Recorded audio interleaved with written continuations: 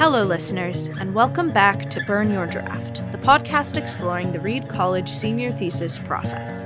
I'm Ace Lackey, your podcast producer. In today's episode, host Avis Correa interviews Arianna Aguirre, class of 2024, in a story about New Mexico, Walmart, and amplifying the voices of the community. I'm Arianna Aguirre. I'm from Albuquerque, New Mexico, and that's actually kind of the main topic of my thesis. My department was the Anthropology department. My thesis is titled One Albuquerque, Crime, Security, and Dispossession in Albuquerque's Sacrifice Zone, and my thesis advisor was Nijat Dink. Can you tell us a little bit more about what the context of your thesis is? Yeah, so this thesis really came to light during the 2023 mass closures of Walmarts across the country. I had always kind of known I wanted to write my thesis about Albuquerque, and it just kind of came up at the same time as I needed to write my thesis proposal that all these closures were happening. And one of the locations that closed was in Albuquerque's poorest community, which is known within Albuquerque as the war zone.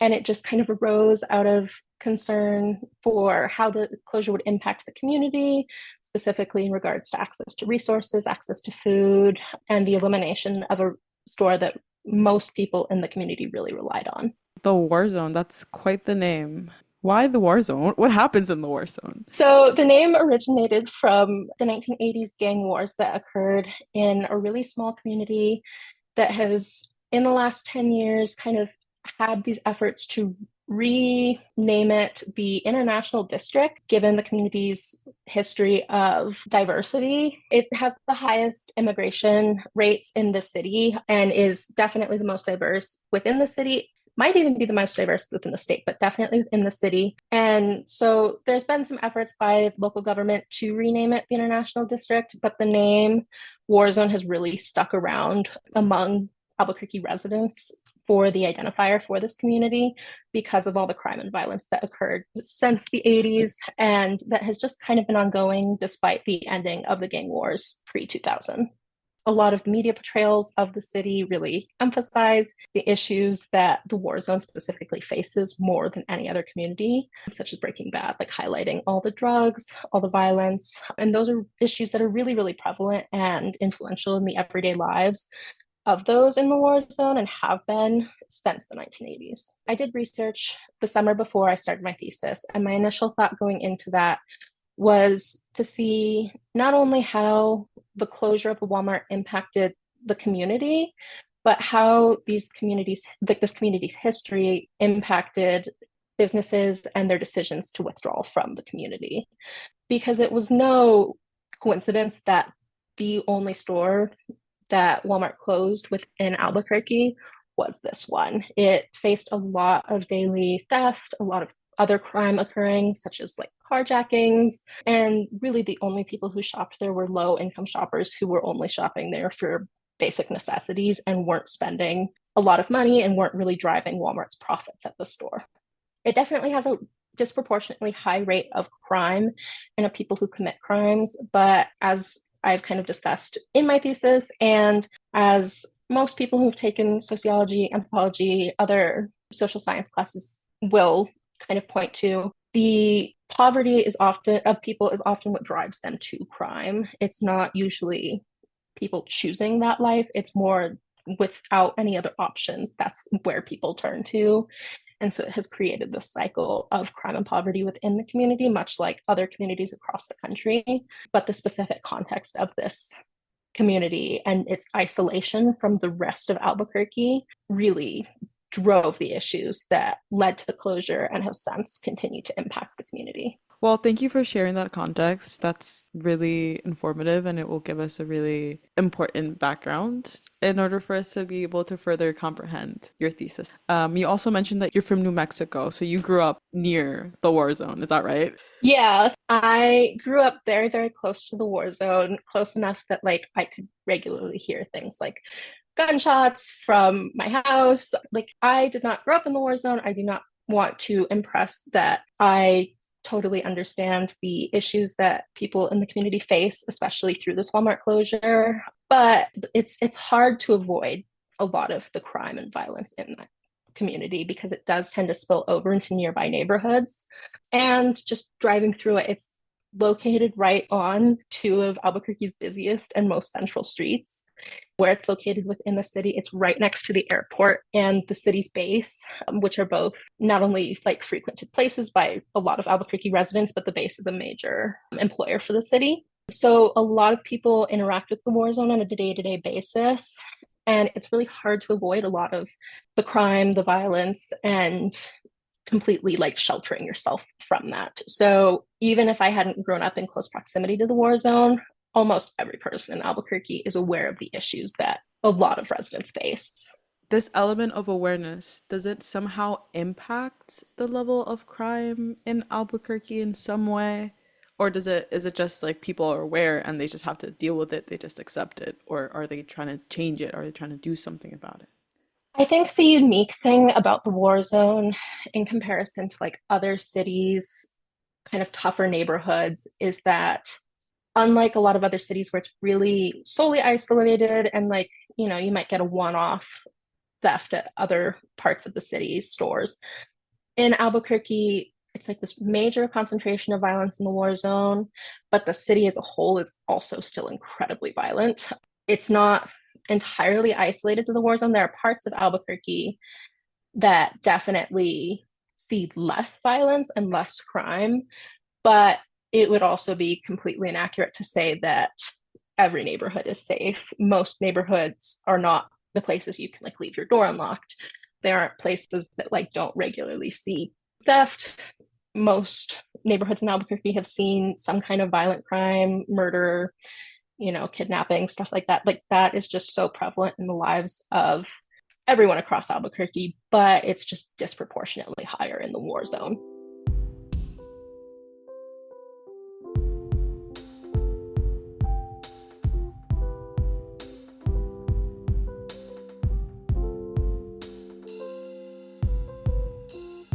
We're gonna divert from your thesis topic, and I want to ask you a question about you. So you chose Reed years ago, and you also chose your major. So can you tell us a little bit about why Reed, and why did you choose the anthro major? Honestly, I kind of stumbled into both. When it came time for me to decide what college to go to, I had a choice between a tech school in New Mexico and Reed. My high school was very, very STEM focused and really pushed us to do STEM. And so I kind of thought I wanted to do that path. But when it came time to actually decide, I wanted to leave my options open. And Reed also just gave me a lot more funding than the tech school, so it was a lot more affordable for me. And when I started at Reed, I, again, still was on that STEM path. I started as biochem, and I was really dreading the thought of taking more math and having to take physics at Reed. Almost everybody's heard about how notoriously challenging the physics department can be. And so halfway through the year, after fall semester of my freshman year, I was kind of desperate to find any other class that sounded interesting to me that wasn't STEM focused. And talking to my advisor, the only class that kind of seemed to fit that was an anthropology of global health. I started, my freshman year was 2019 to 2020. So I started that semester in the early spring of 2020. And so it's really timely as well with COVID. But it just really clicked. It had a lot of kind of the more interesting sides of STEM that I personally enjoyed, like the health part, but also challenged me in new ways, challenged me to kind of think in different ways than I ever had in like high school. Thinking about things from other people's perspectives in a much more critical way was something I really enjoyed about that class. And just from there, I kind of went with it and ended up loving anthropology. Did your exposure to what was happening back home somehow influence your choice of in your major, or? I think probably almost immediately when I started thinking about like thesising in anthropology and like really considering anthropology as a major, at Reed, I kind of realized that if I did major in anthropology and obviously would never really have to write my thesis, I wanted to write it about New Mexico because there are a lot of issues that the state faces that aren't really talked about. It's a really small state, only about 2 million people live there. So it's not really somewhere that gets a lot of national attention for anything that's going on. And it's one of the most impoverished states in the country. And I think just the ability to think about things kind of outside of this like binary STEM way that I had really been taught and like drilled to do all through my previous education really intrigued me. And I think just having the opportunity to bring to light some of the issues that the state faces through my education was something I was really interested in doing.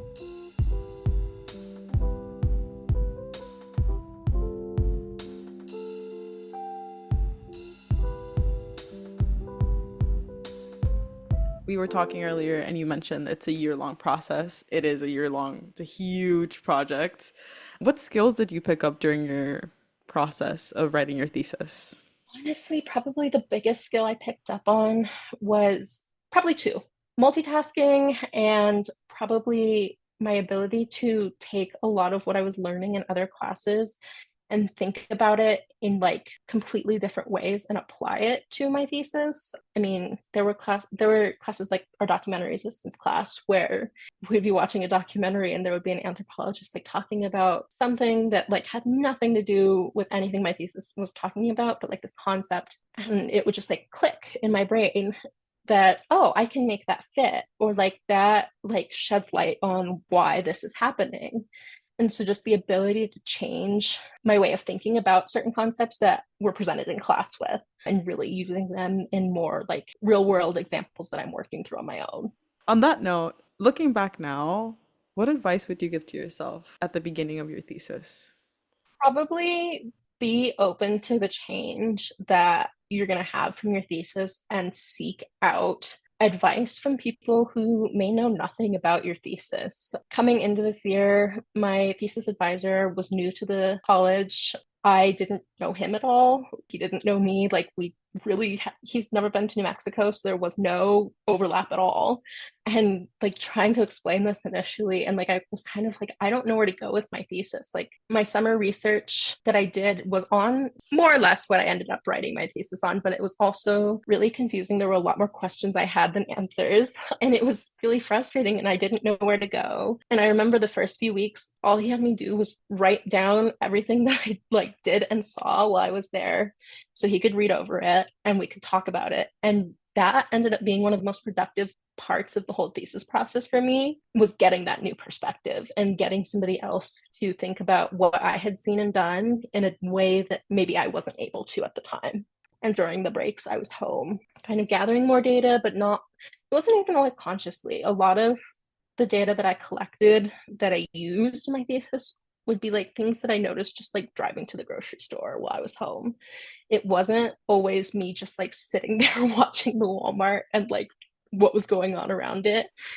It was just like living my daily life and being like, that's a really new thing that I never noticed before, or like that's completely different than what was happening like 6 months ago. Wait, so the bulk of the information that you used for your thesis, was it mostly observational, or did you rely on some other like state information, state statistics, or something like that?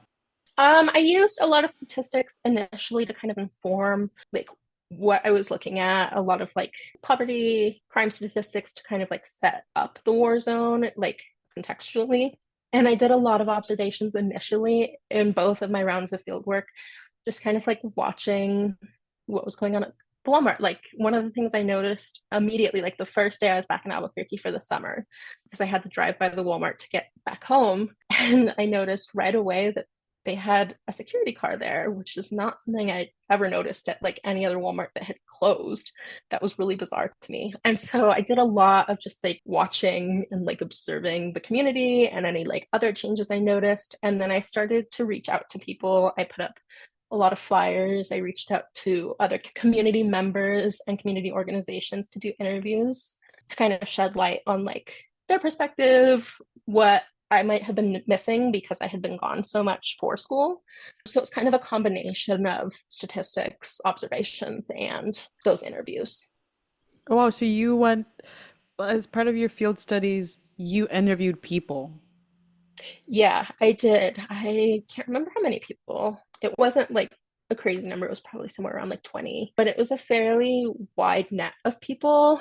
I interviewed a lot of community organization like leaders. So like Albuquerque's biggest food pantry, I talked with him and kind of got to know how food is distributed from them, what changes they had seen that had been occurring with the war zone since the Walmart closure, like if they had seen like a higher rate of people needing food from them.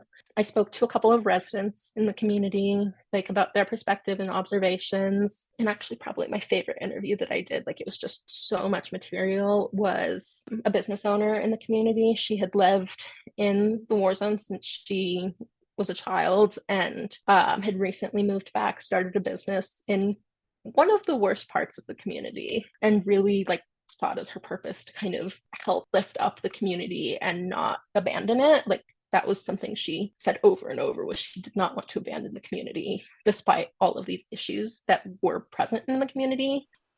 Going back to your thesis process and experience, did you encounter any unexpected challenge? Probably my hardest challenge really was not knowing where to go after my summer research. Going into my summer research, like I had such a clear plan. I wanted to interview people, talk to community organizations, do all my observations, and really did expect to see some positive changes in community dynamics, such as like people engaging with community organizations, because that's not really something that has happened in the war zone due to all the crime and poverty and people being afraid to really engage with the community. So I did expect to see some of that, and I did kind of anticipate a lot more reliance on kinship networks from those struggling to make ends meet and access resources now that the Walmart had been closed. And I did get some people who said like, yeah, I turned to like my friends or my family for food, or I'd be open to meeting with a community organization, but it's not sustainable, or I don't know how. And like truly, I didn't know what to do with that. It was kind of discouraging because it was really at that point my only idea for a thesis, and I didn't know where to go with that. And at the end of the summer, like I had a lot of questions about what was going on, and I had no way to answer that. And I think I really just got stuck in my thinking of like, I had this picture of what my thesis would be and really struggled to kind of let that go initially. And so I think overcoming that really was the hardest part of the whole thesis process for me. How did you overcome that? Like I said, just like getting other opinions from like my thesis advisor, it had been really helpful to honestly just go into like writing my proposal. I remember writing like, I don't really know where to go with this. And getting somebody else who like was completely outside, completely unbiased, like their opinion on what I had found, and just being able to like talk through it with somebody else. I think that really was the most influential part in the whole thesis, but really was like the main component in me getting this off the ground. It was interesting because like I was able to rework some of the concepts he knew from environmental anthropology that I never would have thought of, like even just like the concept of sacrifice zone. It's this term from the Cold War for like communities that have been kind of deemed as these areas that can be sacrificed to pollutants, like toxic environmental pollutants. And so like kind of more coal mining communities, or communities that are like right next to factories that produce a lot of like toxic gas, and like the effects that that has on those communities. But like turning that and looking at how crime and poverty and like the withdrawal of businesses like Walmart have kind of led to that having the same effect and creating a similar sacrifice zone in the war zone. How those pollutants not only impact the community, but then informed the decision of Walmart to leave, because the abandoning by business is really a key component of sacrifice zones and like how they're shaped. Because I mean, most communities that have these businesses that come in solely for their like drilling or their like factory producing like interests, they eventually completely withdraw from the community and leave just like a shell of this area that is now completely contaminated, not really livable, with zero regard for the impacts it has on the safety and health and well-being of the residents in the community, in a similar way that a lot of businesses have begun pulling out of the war zone following Walmart's suit.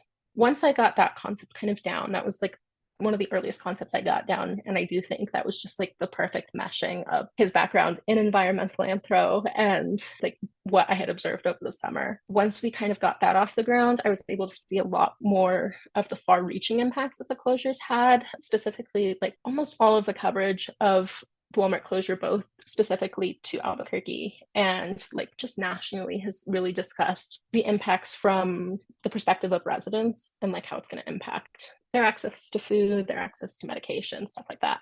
But none of them really have considered who else it's impacting. And kind of something that I definitely never consciously thought about and didn't really see in a lot of my interviews that people were consciously thinking about was the impact that the closure had on the unhoused and transient populations of the war zone, because a lot of those individuals aren't really visible in residential neighborhoods in the war zone, but are highly visible around businesses. Specifically, like the Walmart was a major place for them. It provided not only like resources inside, but also a lot of shelter externally from the elements by providing like shade, protection from wind. And so it was kind of a major site of congregation for a lot of people. And once the Walmart closed, their continued presence of security drove those people out and pushed them further into the community, and has kind of led to the cycle of continued displacement of those people, which really only became evident when thinking about it from like this sacrifice zone perspective.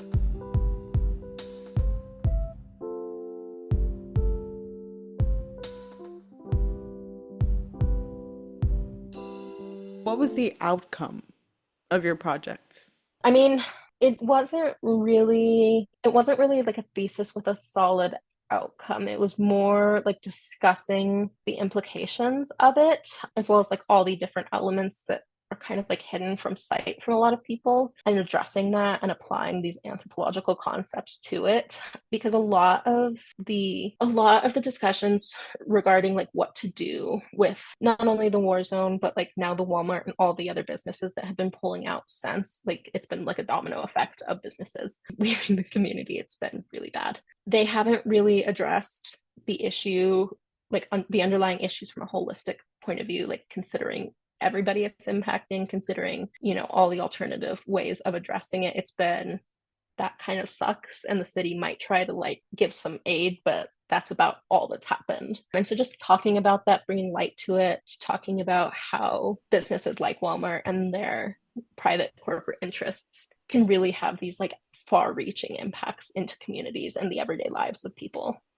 Based on like what we've been talking, I feel like I would know, my intuition would tell me why this thesis is important. But why do you think your thesis is important? I think at the end of the day, I feel like my main purpose in this thesis was really to discuss issues that New Mexicans face in doing even like my initial research and like the deeper dives into some of just like the history of the war zone of Albuquerque. Like it's hard to find that history. I went to like the city's library archives, couldn't really find much there.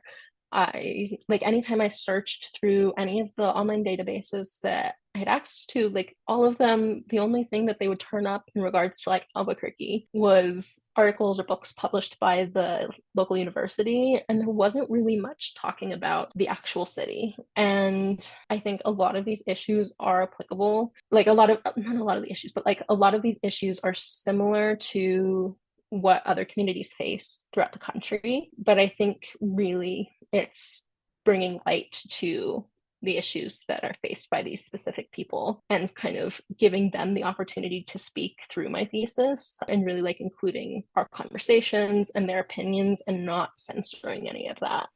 Last couple questions. How do you think your thesis experience will inform or has informed your life after Reed? I think a big part of it has just been being a lot more observant of how things that might seem completely ordinary have far, far more like impactful meanings to other people. I mean, like really like just like the continued presence of security at Walmart after the closure.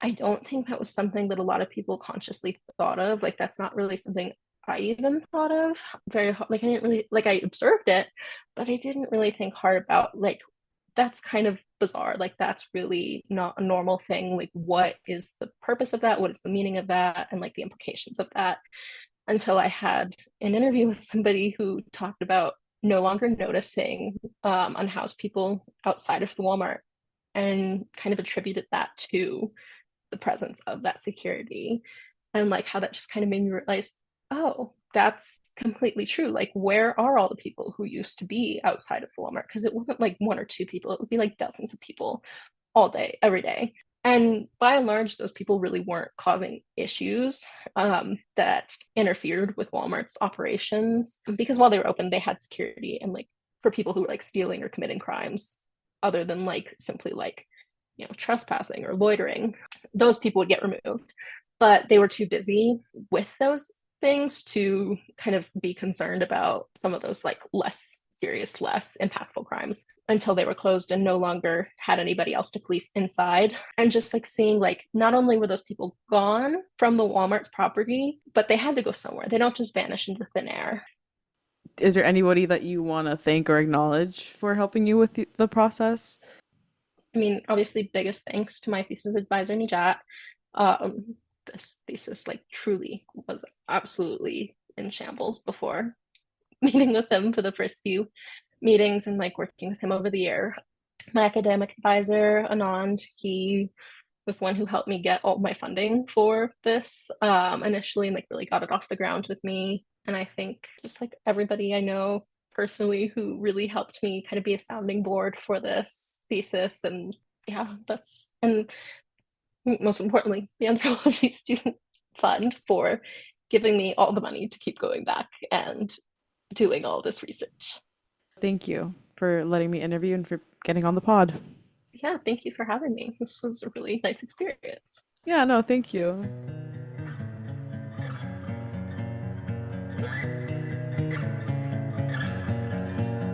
Thank you for the interview, Arianna. We're honored to have this chance to help you further amplify the voices from your thesis. If you enjoyed Arianna's story, I hope you'll join us again to hear from more students and alumni about what it means to burn your draft. And be sure to subscribe, check out our X, Facebook, and Instagram pages, and write a review on Apple Podcasts. Burn Your Draft is a production of Reed College and the Center for Life Beyond Reed. Created jointly by students, alumni, and staff, this episode was produced and engineered by me, Reed College student Ace Lackey. Our executive producer is Seth Paskin, class of 1990, with technical advising from Joe Janica. Our project manager is Nate Martin, staff member and class of 2016. Music by Jack Salvucci, class of 2020, and podcast art by alumni Henry Gotchlich and Liliane Pham. This podcast was made possible by a gift from Seth Paskin.